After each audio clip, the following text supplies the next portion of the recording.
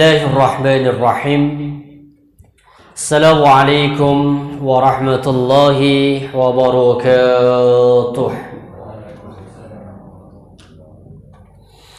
Alhamdulillahi rabbil alamin alladzi hadana li hadza wa ma kunna linahtadiya laula an hadana Allah.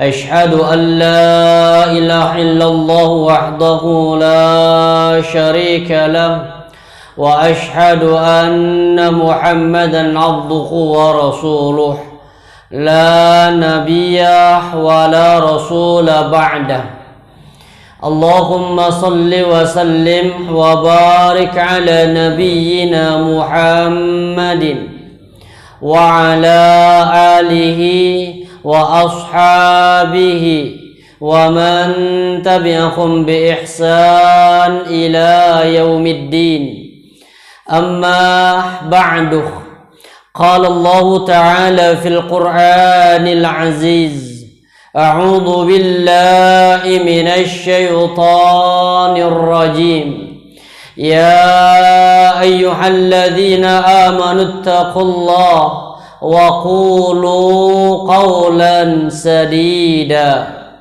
يصلح لكم أعمالكم ويغفر لكم ذنوبكم ومن يطع الله ورسوله فقد فاز فوزا عظيما وقال في آية الأخرى يا أيها الذين آمنوا اتقوا الله ولتنظر نفس ما قدمت لغد واتقوا الله إن الله خبير بما تعملون وقال رسول الله صلى الله عليه وسلم في حديثه إن الله يبغض كل عالم بالدنيا جاهل بالآخرة صدق الله العظيم وصدق رسول الكريم ونحن على ذلك من الشاهدين.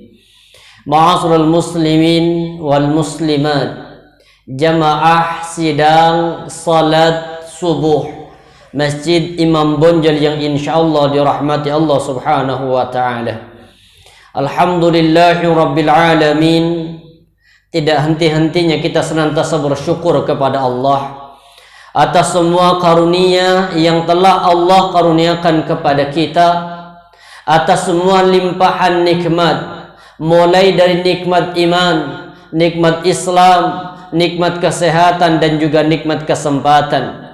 Sehingga di pagi hari ini dengan berbagai macam karunia nikmat yang Allah karuniakan kepada kita, kita masih dibimbing oleh Allah untuk senantiasa melaksanakan ibadah kepada Allah subhanahu wa ta'ala. Semoga ibadah yang kita lakukan ini merupakan bukti rasa cinta sekaligus rasa syukur kita kepada Allah subhanahu wa ta'ala. Dan semoga salat subuh yang kita lakukan ini menjadi wasilah sarana pengabdian kita kepada Allah subhanahu wa ta'ala. Wa ma khalaqtul jinna wal insa illa liya'budun. Dan tidak ada tujuan Allah menciptakan jin dan manusia illa liya'budun, kecuali tujuan utama hanya agar kita menjadi pribadi yang mengabdi kepada Allah. Dan pengabdian kita hari ini, pagi hari ini, kita awali pagi kita dengan kita berzikir kepada Allah. Alhamdulillahilladzi ahyana ba'dama amatana wa ilaihin nusyur. Selanjutnya kita lanjutkan dengan salat tahajud. Alhamdulillah kita masih berikan kemudahan melaksanakan salat subuh secara berjamaah. Maka kata Rasulullah, i'malu fa kullun muyassarun lima khuliqalah. Tugas kita hanya beribadah, tugas kita hanya melakukan amalan-amalan yang saleh. Fa kullun muyassarun lima khuliqalah. Maka Allah subhanahu wa ta'ala akan berikan kemudahan kepada hamba-hambanya melakukan amal ibadah sesuai dengan tujuan Allah menciptakannya. Amma in kana min ahli sa'adah, jika memang takdir yang telah Allah tentukan kepada kita min ahli sa'adah, calon penghuni surga, fayassaru bi amali ahli sa'adah, maka Allah akan mudahkan kita melakukan amalan ahli surga. Wa amma in kana min ahli saqa'i, akan tetapi jika takdir kita adalah calon penghuni neraka, fayassaru bi amali ahli saqa', maka Allah akan mudahkan hambanya atau manusia melakukan amalan-amalan ahli neraka sampai nanti akan masukinya ke dalam neraka. Maka terus berlindung kepada Allah agar Allah masukkan kita ke dalam surga dan Allah jauhkan kita semuanya dari api neraka. Allahumma inni as'alukal jannata wa a'udzubika minan nar. Kata Nabi, man sa'alallahu al-jannata thalatha marrat, siapa orang yang Allah berikan kesempatan terhadap dirinya memohon kepada Allah minta surga setiap hari thalatha marrat, minimal 3 kali, faqala an-nar, maka faqala al-jannah, maka surga berkata Allahumma adkhilhul jannah. Makanya setiap habis salat jangan pernah lepas berdoa minta surga. Bagaimana doa yang terindah? Salah satunya kata Nabi, Allahumma inni as'alukal jannata wa a'udzubika minan nar. Selipkan dalam setiap doanya dibaca minimal 3 kali dalam sehari, maka insya Allah surga sama neraka berdoa kepada Allah agar kita masuk ke dalam surga, dan neraka berdoa kepada Allah, Allahumma ajirhu minan nar, ya Allah jauhkan hambamu yang ini Allah dari api neraka. Tiap zaman dirahmati Allah subhanahu wa ta'ala, kita masih melanjutkan materi kita masih terkait dengan masalah tauhid, karena ini yang paling fundamental dalam kehidupan kita. Sebelum kita membahas tauhid ini, kita teringat sebuah hadis Nabi, yang hadis ini sahih. Ada beberapa versi hadis ini terkait dengan siapa orang-orang yang dibenci oleh Allah. Dalam versi yang lain Rasulullah mengatakan apa? Innallaha yubghidu kulla ja'dhariyyin jawadin sakhabin fil aswaq alimin bid dunya jahilin bil akhirah jifanin bil lail wa himarin bin nahar. Kata Nabi, sesungguhnya Allah subhanahu wa ta'ala itu membenci kepada 5 tipe manusia atau 5 karakter manusia yang dibenci oleh Allah. Langsung teks hadisnya menggunakan yubaghid. Ini lebih dahsyat bahasanya daripada kata la yuhibbu. Padahal kita sering membaca di Al-Quran, di hadis ada kata innallaha la yuhibbu, sesungguhnya Allah tidak menyukai. Tapi ada yang langsung menggunakan bahasa yang lebih kasar atau langsung menohok bahasanya menggunakan kata yubaghid, benci. Sama dengan kayak begini, saya kurang suka dengan orang itu, atau mungkin langsung menggunakan saya benci dengan orang itu. Lebih kasar yang mana? Padahal intinya sama. Kenapa gue gak mau sama laki-laki itu? Ininya kurang ya. Mungkin hidungnya kurang mancung. Padahal intinya apa? Jelek. Cuma bahasanya itu dirubah. Sama dengan kalau ada orang datang minta kepada anak kita, jawabannya saya masih mau sekolah. Itu intinya apa? Nolak dengan halus. Cuma kalau mau ditolak langsung kan gak enak. Tapi ada hadis, konteks hadisnya ini langsung menggunakan kata yubaghid. Yubaghid itu artinya membenci. Berarti Allah itu benci. Siapa yang dibenci oleh Allah? Ada 5 karakter manusia dalam sebuah hadis.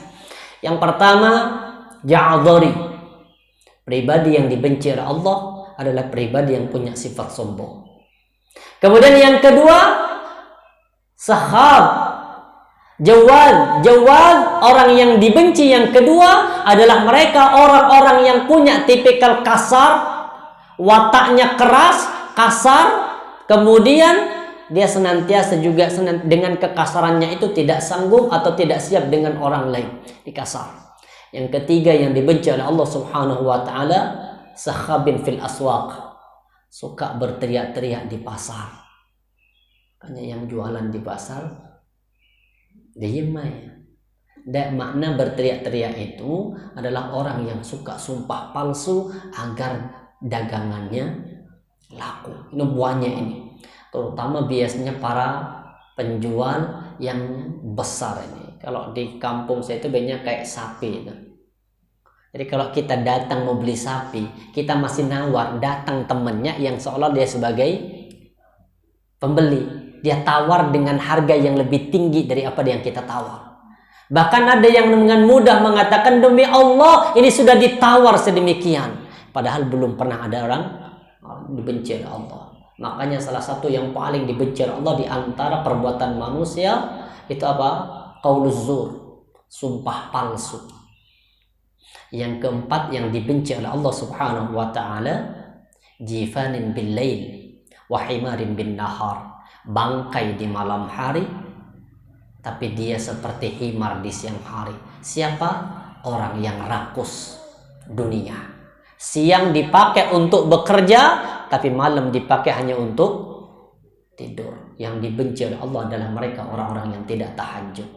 Makanya kalau kesulitan tahajud, kata Nabi apa? Ausini khalili, ausini khalili, kata Abu Bakar As-Siddiq, kekasihku telah memberikan wasiat kepadaku bitalatin, dengan 3 wasiat. Apa wasiatnya Rasulullah pada Abu Bakar? Yang pertama, as-siyamu fi kulli 3 ayyam fi kulli syahrin. Wasiat Nabi yang pertama, berpuasa 3 hari dalam setiap 1 bulan. Disebut dengan ayyamul bid. 13, 14, 15. Tapi nggak harus tanggal ini. Nggak harus tanggal ini kita berpuasa. Intinya 1 bulan itu kita ambil 3 hari untuk berpuasa. Cuma yang afdal memang 13, 14, 15. Seandainya salah satu di antara 3 hari ini kita nggak bisa berpuasa, nggak masalah, tambahin di hari lain selama masih di bulan itu. Karena konteks hadisnya hanya berpuasa 3 hari. Kenapa kok 3 hari? Karena tidak 4 hari, Pak. Dan ternyata subhanallah ya, kenapa kok 3 hari itu rahasianya? Karena setiap 1 kebaikan Allah balas dengan 10 kebaikan. Makanya kata Nabi, siapa yang mampu berpuasa 3 hari dalam setiap 1 bulan, maka seolah dia telah berpuasa selama 1 bulan penuh. Karena 1 hari sama dengan 10 kebaikan. Kalau 3 hari 30 hari, berarti sama dengan 1 bulan. Yang kedua, pesan Nabi kepada Abu Bakar As-Siddiq, wa rak'atai ad-duha. Jangan pernah tinggalkan minimal 2 rakaat salat duha. Yang ketiga, ini yang terkait dengan hadis kata Rasulullah apa? Wa alla tanama qabla an tutira. Jangan engkau tidur sebelum engkau melaksanakan salat witir. Bagi siapa? Bagi orang-orang yang kesulitan salat tahajud, jangan tidur kecuali sudah dia melaksanakan salat witir. Ini wasiat dari Nabi. Yang kelima, siapa yang dibenci oleh Allah? Alimin bid dunya, jahilin bil akhirah. Yang kelima yang dibenci oleh Allah adalah orang-orang yang alim, orang-orang yang cerdas, orang-orang yang berpengetahuan tapi tentang urusan dunia. Kemudian jahilin bil akhirah, tetapi dia bodoh tentang urusan akhirat. Ini yang masih banyak. Banyak gelar profesor, doktor, tapi rata-rata terkait dengan ilmu dunia. Contoh profesor, doktor, tata negara. Dunia apa akhirat? Dunia. Maka kalau hanya ini yang profesor doktornya, tapi kemudian dia tidak belajar agama, yang seperti ini kata Allah diibaratkan seperti orang kafir. Makanya di dalam surah Ar-Rum ini, orang kafir itu siapa? Ya'lamuna dhahiran minal hayatid dunya. Orang kafir itu hanya ngerti tentang urusan dunia. Wa hum 'anil akhirati hum ghafilun. Tetapi orang kafir tentang urusan akhirat dia lalai. Jadi jangan sampai yang seperti ini, terutama bagi kita yang sudah mungkin, mohon maaf, dari SD kita umum, SMP umum, SMA umum, kuliah umum, kerjanya juga kerjaan umum. Baru sekarang sadar kita bahwa pentingnya belajar agama, maka belajar istiqomah, belajar agama, insya Allah kita menjadi orang-orang yang dicintai.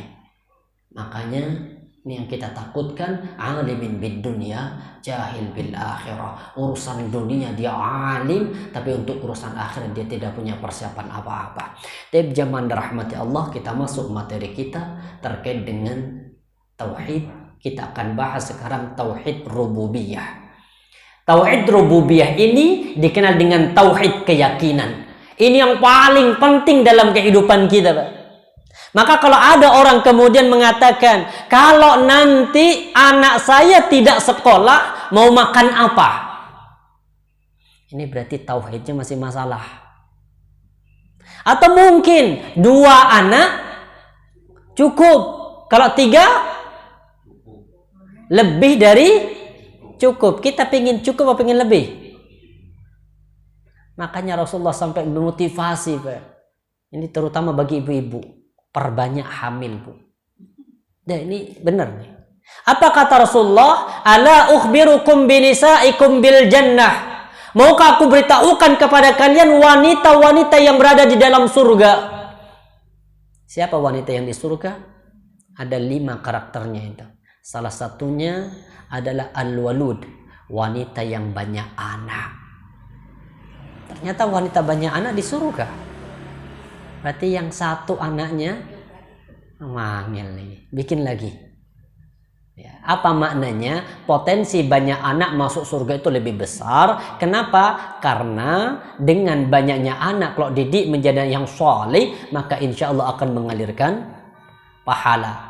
Tapi kalau 1 kemudian dididik menjadi yang soleh, tetap pahala akan mengalir. Cuma apa maknanya zaman dirahmati Allah? Kita kaitkan dengan tauhid rububiyah, bahwa semakin banyak anak, maka terbuka rezeki semakin luas.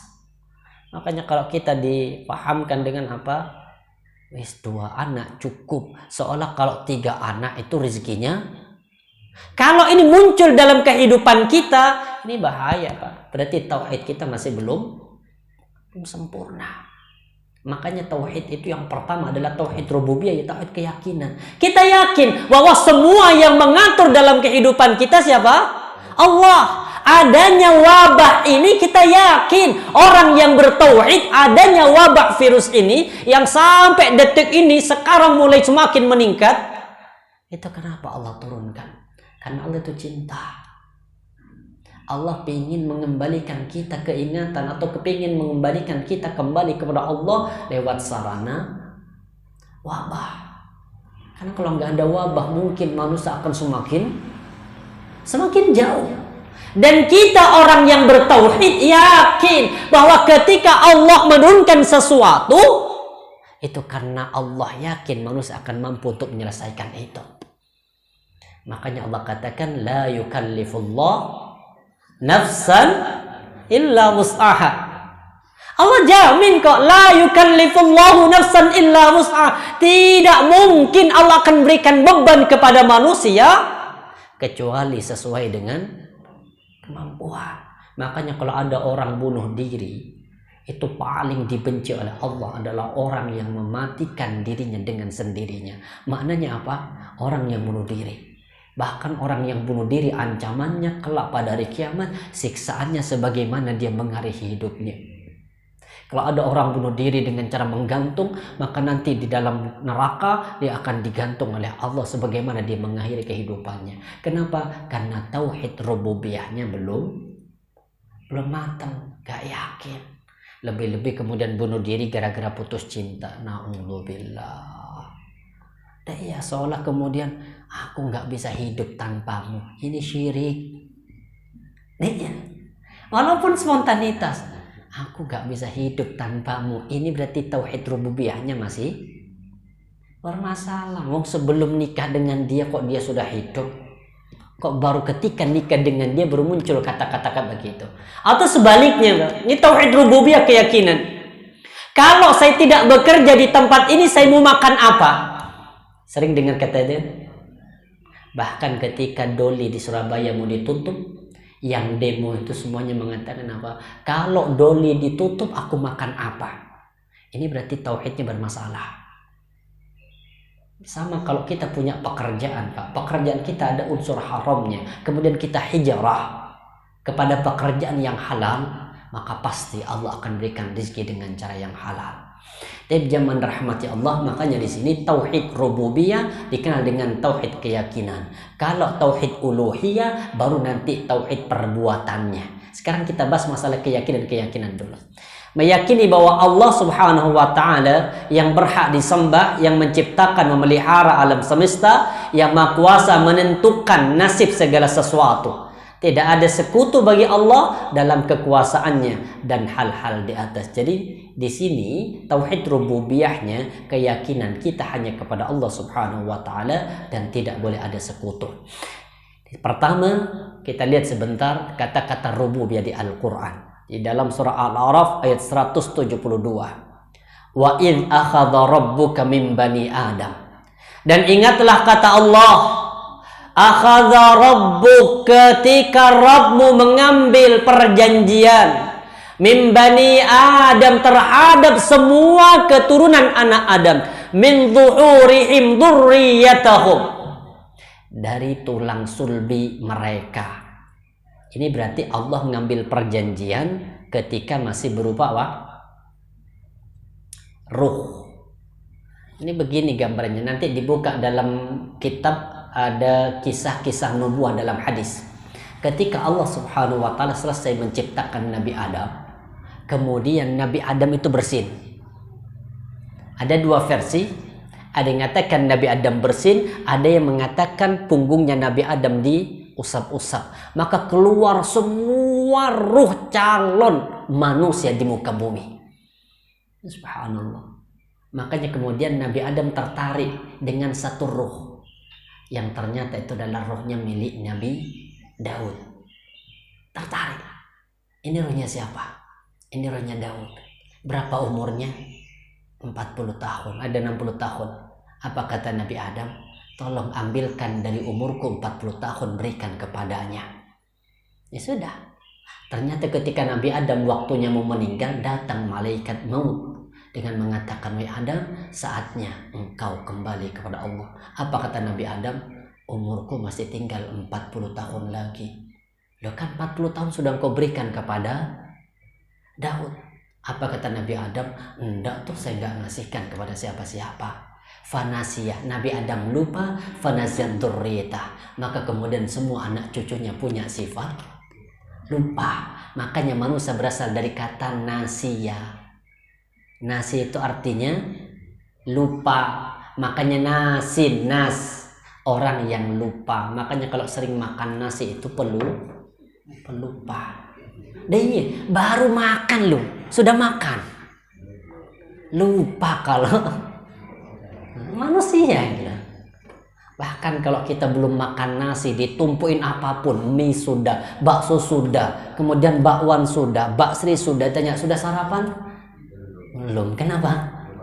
Belum makan nasi ya.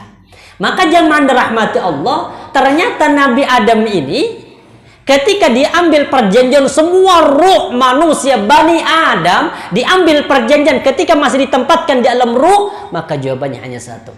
Apa katanya? Alastu bi rabbikum, bukankah aku adalah Rabb kalian? Lihat, Allah menggunakan kata bi rabbikum, Rabb. Alastu bi rabbikum, bukankah aku Rabb kalian? Kata Allah. Jawabannya sama, qalu bala syahidna, tentu ya Allah kami bersaksi bahwa engkau adalah Rabb kami. Berarti di sini padahal Allah punya berapa nama? 99 nama yang dikenal dengan Asmaul Husna. Kenapa di antara 99 nama yang digunakan oleh Allah menggunakan kata Rabbun terkait dengan masalah perjanjian? Ini sebelum Allah menciptakan manusia, masih berkomunikasi dengan ruh. Kenapa menggunakan kata Rabb? Kenapa tidak menggunakan kata Rahman, kata Rahim, atau kata Kudus? Alastu birahmanikum. Tidak. Allah gunakan kata Rabb. Makanya inilah disebut oleh ulama, disebut dengan tauhid rububiyah. Kenapa menggunakan kata Rabb? Karena maknanya lebih luas daripada sifat-sifat Allah yang lainnya, daripada Ar-Rahman, Ar-Rahim, Al-Quddus. Ini Ar-Rabb itu jauh lebih luas. Makanya kalau kita membaca Alhamdulillahi Rabbil alamin. Apa makna Rabb? Pertama, makna Rabb itu adalah Allah satu-satunya sang pencipta. Makanya orang kafir sekalipun ketika ditanya, ini pertanyaannya, ditanya kepada orang kafir, qul man rabbus samawati sab'i wa rabbul arsyil azim. Setiap pribadi manusia ketika ditanya, siapakah yang menciptakan langit yang 7 wa rabbul arsyil azim, dan siapakah Rabb pemilik arsy yang maha azim, yang agung, yang besar? Apa jawabannya? Sayaquluna lillah. Semuanya mereka berkata itu adalah milik Allah. Berarti orang kafir meyakini yang menciptakan alam semesta ini adalah Allah. Lebih-lebih kita umat Islam jauh lebih wajib meyakini bahwa alam semesta ini tidak terjadi dengan sendirinya, sebagaimana perdebatan antara Imam Ahmad bin Hanbal yang berdebat dengan orang ateis. Orang ateis mengatakan apa? Bahwa bumi ini tercipta dengan sendirinya. Dia tidak mau lagi ada namanya pencipta yang disebut dengan Allah. Makanya ateis itu tidak bertuhan. Terjadilah perdebatan yang ini masyhur dalam sejarah, itu perdebatan dua tokoh. Ditentukanlah perjanjiannya untuk diadakan perdebatan di depan halayak ramai. Ternyata ketika orang ateis sudah datang, Imam Ahmad bin Hanbal itu nggak muncul-muncul, lama nggak muncul. Akhirnya orang ateis meyakini ini pasti takut untuk debat. Setelah kecewa mau pulang, baru muncul Imam Ahmad ini dari kejauhan dengan mengatakan, mohon maaf saya terlambat menghadiri undangan acara perdebatan ini. Kenapa saya terlambat? Karena ketika saya menyeberang sungai ternyata tidak ada perahu. Saya nunggu lama di pinggir sungai itu. Tiba-tiba ada pohon besar tumbang. Ini kata Imam Ahmad, ada pohon besar tumbang, kemudian dengan sendirinya pohon itu memotong dirinya dan dengan sendirinya membentuk perahu, dan dengan sendirinya juga ada apa namanya, dayungnya itu. Orang ateis mengatakan, oh ini bohong nih, ulama kok berbohong. Apa kata Imam Ahmad? Justru ini untuk membantahmu. Masa dunia yang seindah ini, yang luas ini tidak ada penciptanya? Ini baru pohon tumbang, engkau sudah nggak percaya. Kenapa dengan bumi yang seisinya yang Allah atur begitu luasnya dan Allah atur begitu indahnya, kemudian engkau tuduh tidak ada penciptanya? Baru satu kata. Akhirnya orang ateis tidak bisa membantah lagi, dan akhirnya kemudian dia mengaku kalah. Apa maknanya? Bahwa orang kafir pun itu yakin bahwa yang menciptakan Allah. Lebih-lebih bagaimana dengan kita? Makanya Allah sendiri katakan di surah Al-Baqarah itu ayat yang ke-29, huwallazi khalaqalakum ma fil ardi jami'ah. Kalau khalaqah itu artinya menciptakan, Mbak. Khalaq dari sesuatu yang tidak ada menjadi ada, itu namanya khalaqah. Makanya kita disebut dengan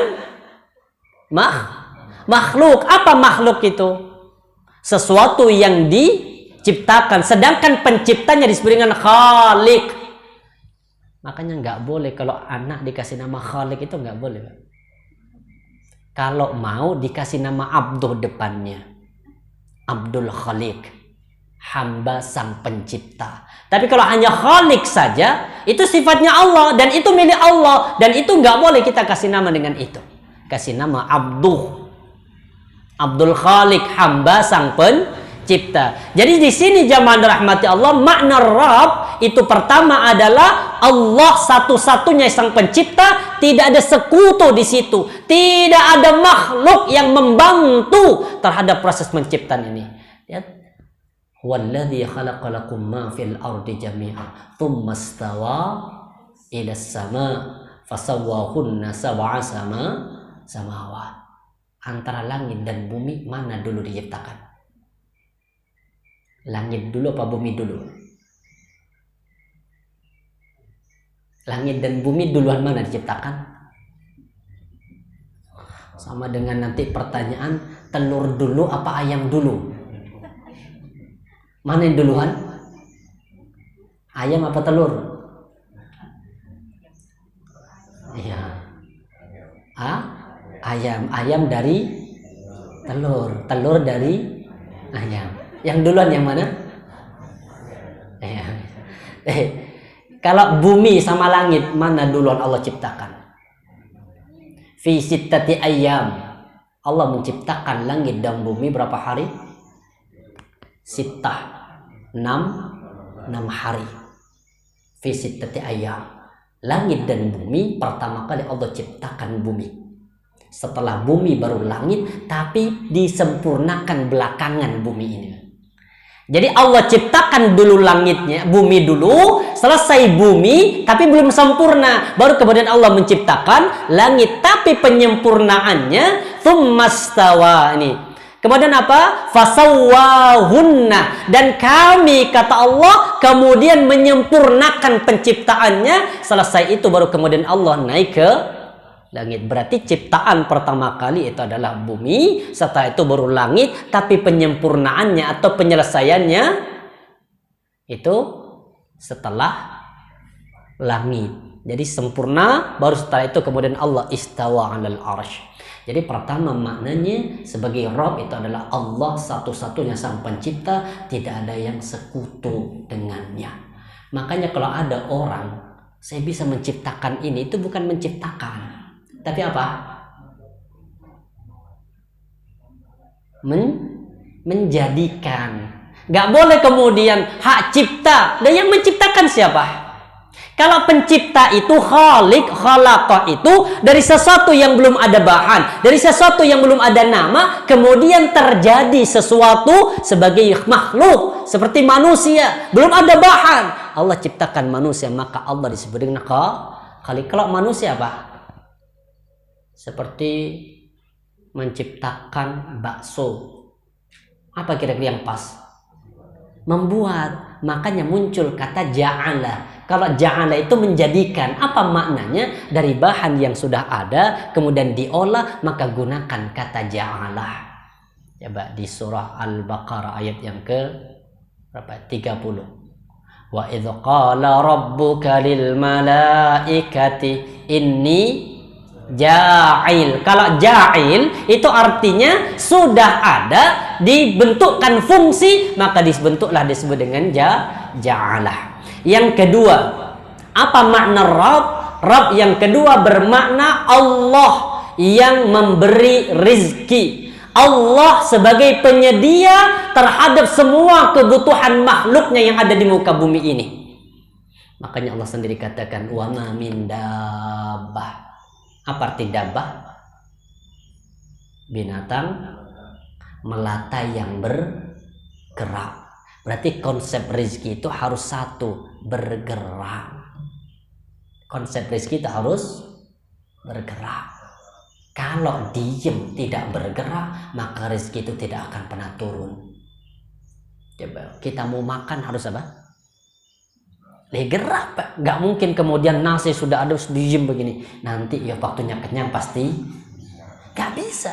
Makanya Allah katakan wa ma min dabbah. Dabbah itu apa? Artinya binatang melata yang bergerak. Bahkan binatang melata yang tidak bergerak pun, istilahnya yang jalannya lambat, Allah jamin rezekinya.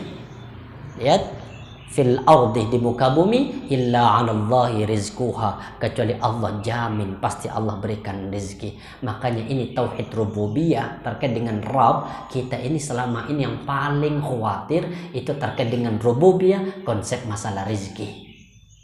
Makanya banyak orang yang kadang kemudian melakukan berbagai macam cara hanya untuk bisa mendapatkan rezeki. Ingat, Allah itu sudah menjata rezeki kita. Kalau hari ini turun 100.000, maka walaupun kita cari dari sebelum subuh sampai menjelang subuh, maka yang turun hanya 100.000. Dan banyak loh penjual-penjual itu sampai 24 jam itu masih. Walaupun padahal yang dijual kecil, kayak apa namanya? Kecil warungnya, tapi dibela-bela nih 24 jam, Pak, ya Allah.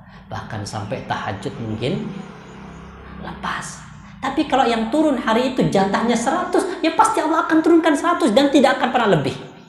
Cuma cara manusia itu ada dengan cara yang sabar. Dari sabar itulah Allah turunkan rezeki dengan cara yang halal. Ada yang kurang sabar, maka mendapatkan jatah yang 100 itu dengan cara yang haram. Ambil satu contoh gini, ini ada di dalam buku kecil itu. Kisahnya sahabat Ali bin Abi Thalib. Beliau itu ketika naik kuda, kemudian masuk ke masjid. Kuda dititipin kepada anak muda. Ini banyak loh sekarang mungkin apa? Parkir lah ini, jaga parkir, dipakai sudah. Kemudian sama anak muda ini dijaga. Sahabat Ali setelah itu masuk ke dalam masjid. Ketika melihat sahabat Ali sudah masuk dalam masjid, maka kuda ini dilepas tali kekangnya, Pak. Habis itu kemudian dicuri tali kekangnya, dijual. Maka kuda ini lepas. Sahabat Ali sudah masuk ke masjid, selesai menunaikan hajatnya, beliau ngambil uang 2 dirham. Ini kalau sekarang mungkin 2.000 kan parkir 2.000 kan. Sudah diambil 2.000. 2 dirham. Untuk apa? Wis tak kasih sebagai hadiah karena telah menjaga kuda. Ternyata benar. Ketika keluar, kuda sudah hilang. Setelah dicari ada di kejauhan, sedangkan kemudian pelananya lepas atau gak ada. Dia sahabat Ali nyuruh kepada pembantunya, tolong belikan aku tali pelana. Nyari di pasar, Pak, nggak dapat satu pun. Hanya satu-satunya yang jual pelana itu hanya 1 orang, dan ternyata itu miliknya sahabat Ali bin Abi Thalib dan dijual dengan harga 2 dirham. Akhirnya sahabat Ali mengatakan, kalau memang hari ini rizki anak muda tadi itu 2 dirham, maka pasti Allah akan berikan dengan 2 dirham. Cuma caranya kurang sabar, akhirnya didapatkan dengan cara yang haram. Jadi Allah itu nggak pernah menurunkan rezeki dengan cara yang haram, enggak. Hanya manusianya yang ini konsep rezeki. Maka hati-hati, Allah katakan di Al-Quran masalah konsep rezeki ini, Pak. Kalau sifatnya orangnya itu sifatnya umum, maka dipanggil dengan ya ayyuhan nas. Tapi kalau sudah berubah menjadi orang-orang yang beriman, maka panggilannya ya ayyuhalladzina amanu. Di mana perbedaannya? Di surah Al-Baqarah ayat berapa ini? 160-an lebih. Allah katakan begini, ya ayyuhan nas, wahai manusia. Berarti siapa yang dipanggil? Semua manusia, mau kafir, mau muslim, pokoknya harus dapat surah ayat ini. Apa kata Allah? Ya ayyuhan nas, kulu mimma fil ardi halalan thayyibah. Sudah syuruk ya? Belum bunyi namanya. Ya. Kata Allah, ya ayyuhan nas, kulu mimma fil ardi halalan thayyibah. Apa artinya? Wahai manusia, kulu min thayyibah. Kulu mimma fil ard. Makanlah dari apa-apa yang Allah turunkan di muka bumi, halalan thayyibah. Yang halal lagi baik. Ini kalau An-Nas. Berarti kalau An-Nas itu Allah minta, wahai orang-orang itu, ayo cari rezeki, tapi ingat halalan, cari rezeki dengan cara yang halal, thayyibah. Ayat yang selanjutnya, ya ayyuhalladzina amanu, wahai orang-orang yang beriman. Apa kata Allah? Kulu min thayyibati ma razaqnakum. Ayat 182 kalau tidak 172 mungkin. Allah katakan ya ayyuhan nas, qulu ya ayyuhalladzina amanu qulu min thayyibati ma razaqnakum. Apanya yang hilang? Kalau sebelumnya halalan thayyibah, halal lagi baik. Kenapa kok ada kata halalannya? Karena yang dipanggil Anas. Tapi kalau yang dipanggil amanu, Allah hilangkan kata halalannya, berubah dari thayyiban, satu sifatnya mufrad berubah menjadi thayyibat. Qulu min thayyibati, wahai orang-orang yang beriman, cari rezeki yang baik. Kenapa kok gak ada kata halalannya? Karena kalau orang beriman pasti mencari rezeki dengan cara yang, kalau ada orang beriman korupsi, mohon maaf, berarti bukan beriman, masih apa? Anas. Kok korupsi kok beriman? Karena kata Nabi itu kalau ada orang beriman, saat mau mencuri ada iman, maka pasti dia gagal untuk mencuri. Maka zaman rahmati Allah konsep rizki dirubah. Kalau orang beriman hilang kata halalannya, dirubah menjadi thayyibat. Maknanya apa? Orang beriman itu rizkinya pasti barokah. Kenapa barokah? Karena didapatkan dengan cara yang halal. Makanya punya istri ngidam standar tahu campur. Ini bagi siapa? Orang beriman. Kenapa? Karena ya didapatkan rezekinya halal, kemudian thayyibat. Makanya sesuatu yang terjangkau oleh suami. Coba Pak, ngidam kayak ngidamnya artis ini. Wah, hamil yang kedua ngidamnya apa? Villa 200M di Bali. Lu bayangkan kalau itu bapak kemudian ya permintaan janin apa? Ngidam villa berapa 2M, kita ambilkan aja ember nih. Apa maknanya?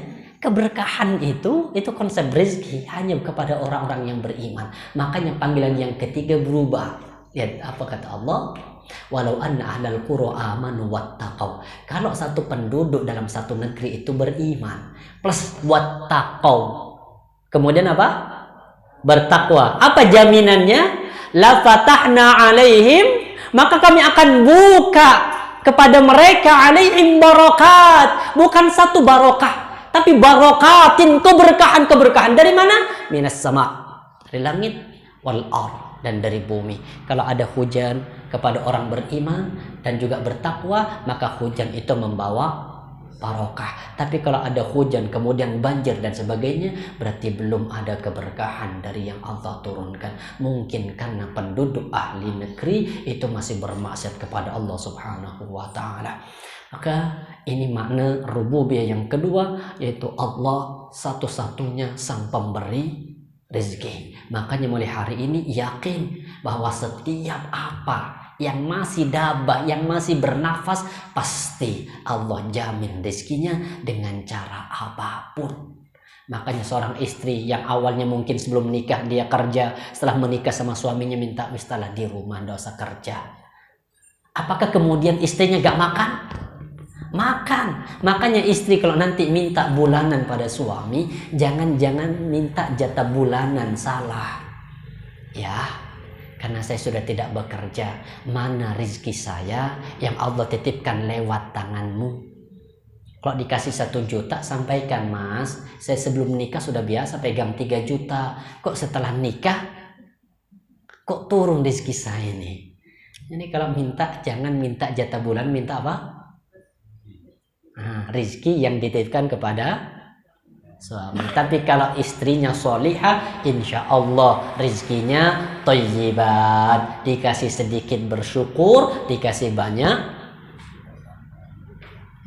nambah syukur. Makanya kalau istri sudah sering pusing, sering sakit, 40 tahun ke atas tuh, kalau sudah sakit-sakitan, jangan sering ke dokter, karena akan sering balik lagi.